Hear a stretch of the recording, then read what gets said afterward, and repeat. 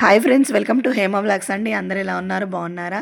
So నా voice విని confuse అవ్వకండి, నేనే హేమనే మాట్లాడుతున్నానండి. నాకైతే కాస్త హెల్త్ బాగోలేదు, ఫీవర్ వచ్చేసింది. సో వాయిస్ కంప్లీట్గా మొత్తం అంతా చేంజ్ అయిపోయింది. దయచేసి నా వీడియో ఎక్కడ కూడా స్కిప్ చేయకుండా ఎండింగ్ వరకు చూసేసేయండి ఫ్రెండ్స్. నేనైతే ఇవాళ చికెన్ కర్రీ అయితే చేసి చూపించబోతున్నాను, మంచి గ్రేవీతో. సో మంచి టేస్టీ చికెన్ అయితే చూపించబోతున్నాను. మరి ఎలా చేయాలో ప్రాసెస్లోకి అయితే వెళ్ళిపోదాం ఫ్రెండ్స్. ముందుగా స్టవ్ ఆన్ చేసుకొని కళాయి పెట్టుకోవాలండి. పెట్టుకున్న తర్వాత ముందుగా చాప్ చేసి పెట్టుకున్న 3 ఆనియన్స్ అయితే వేసేసుకోండి. లో ఫ్లేమ్లో పెట్టి అయితే ఇవైతే చేసేసుకోవాలండి. సో చికెన్ గ్రేవీకి కావాల్సిన మసాలా అయితే ప్రిపేర్ చేసుకుంటున్నాము.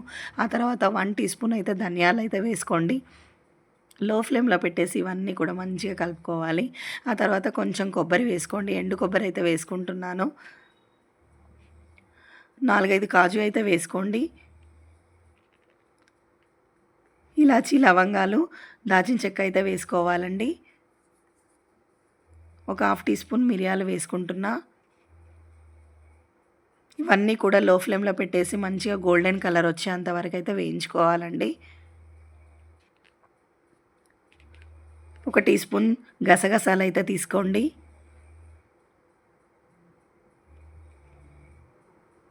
చూడండి, ఈ విధంగా ముందుగా చాప్ చేసి పెట్టుకున్న టమాటోస్ ఒక 2 అయితే నేను చాప్ చేసి పెట్టుకున్నానండి. ఆ టమాటోస్ కూడా వేసేసుకోవాలి. ఇవన్నీ కూడా లో ఫ్లేమ్లో పెట్టేసి గోల్డెన్ కలర్ వచ్చేంత వరకు అయితే ఉంచేసుకోవాలండి. ఆ తర్వాత మిక్సీ జార్లో అయితే తీసేసుకుందాము. మిక్సీ చేసి పక్కన అయితే పెట్టేసుకుందామండి. ఆ తర్వాత 1 కేజీ చికెన్ అయితే తీసుకుంటున్నానండి. ఇది నీట్గా వాష్ చేసి పెట్టుకోవాలండి. పెట్టుకున్న తర్వాత దాంట్లోకి పసుపు అయితే యాడ్ చేసుకుందాము. 1 టీ స్పూన్ పసుపు యాడ్ చేసుకోండి.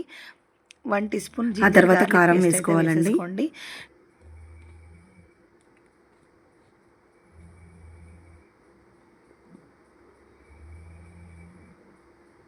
రుచికి సరిపడినంత సాల్ట్ అయితే వేసేసుకోండి.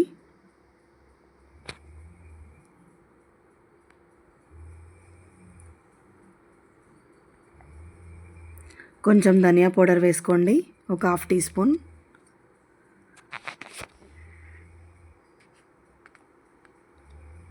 కొంచెం ఆయిల్ అయితే వేసేసుకుంటున్నాను. ఇవన్నీ వేసుకొని మంచిగా కలుపుకొని పక్కన అయితే పెట్టేసుకోవాలండి. ఒక హాఫ్ అన్ అవర్ అయితే పక్కన పెట్టేసుకోండి.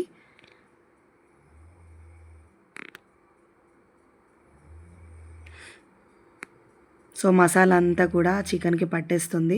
హాఫ్ అన్ అవర్ ఇలా కలిపి పక్కన పెట్టేసుకుంటే చాలా చాలా మంచిగా చికెన్ కూడా ఉడికిపోతుంది, మనకి తొందరగా అవుతుంది. సో పక్కనైతే పెట్టేసుకున్నానని హాఫ్ అన్ అవర్ అయితే పక్కన పెట్టేసుకుందాము. ఆ తర్వాత ప్రాసెస్లోకి అయితే వెళ్ళిపోదాము. మనం ముందుగా మసాలా అయితే ప్రిపేర్ చేసి పెట్టుకున్నాం కదండి, అది మిక్సీ జార్లో వేసి పక్కన అయితే పెట్టేసుకున్నాము. ఆ తర్వాత ప్రాసెస్ అయితే చూసేద్దాము. ఒక 4 టేబుల్ స్పూన్స్ అయితే ఆయిల్ అయితే వేసుకోవాలండి.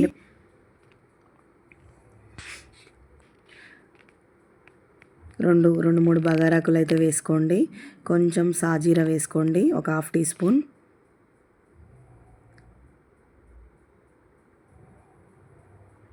ఒక 2-3 పచ్చిమిర్చి అయితే నిలువుగా చీల్చుకొని అయితే వేసేసుకోవాలండి. ఒక ఆనియన్ అయితే వేసుకుంటున్నాను, సన్నగా చాప్ చేసి.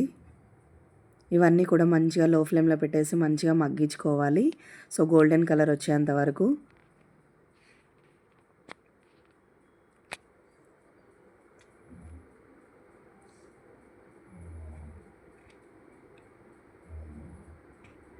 కొంచెం పుదీనా వేసుకోండి.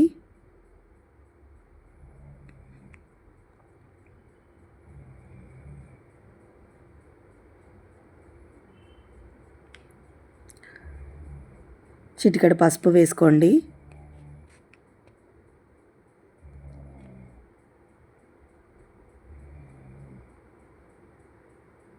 సో మనం ముందుగా కలిపి పెట్టుకున్న చికెన్ అయితే వేసేసుకుందామండి ఇప్పుడు.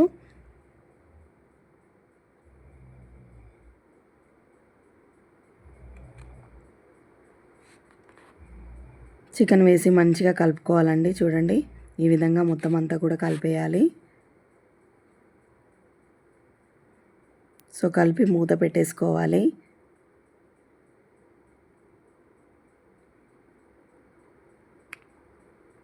సో మూత పెట్టేస్తే మనకి మంచిగా మగ్గిపోతుంది చికెన్ అయితే. వాటర్ అంతా కూడా ఇనికిపోయే వరకు అయితే మగ్గించుకోవాలి. చూడండి ఈ విధంగా చూడండి వాటర్ అంతా వచ్చేసాయి.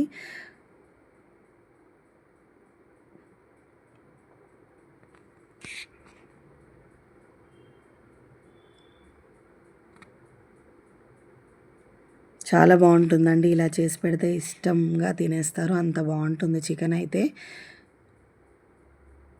సో ముందుగా ప్రిపేర్ చేసుకున్న మసాలా అయితే ఇప్పుడు వేసుకుందామండి. ఆయిల్ అంతా పైకి తేలేంత వరకు అయితే మనం చికెన్ మగ్గించుకున్నాం కదా, ఆ తర్వాత అయితే ఈ మసాలా అయితే వేసేసుకోవాలి.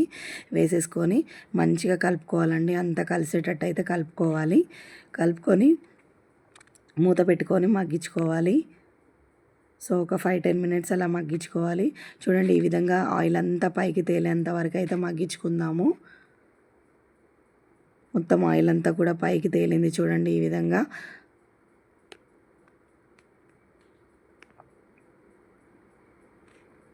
సో మొత్తం అంతా కూడా దగ్గర పడిందండి.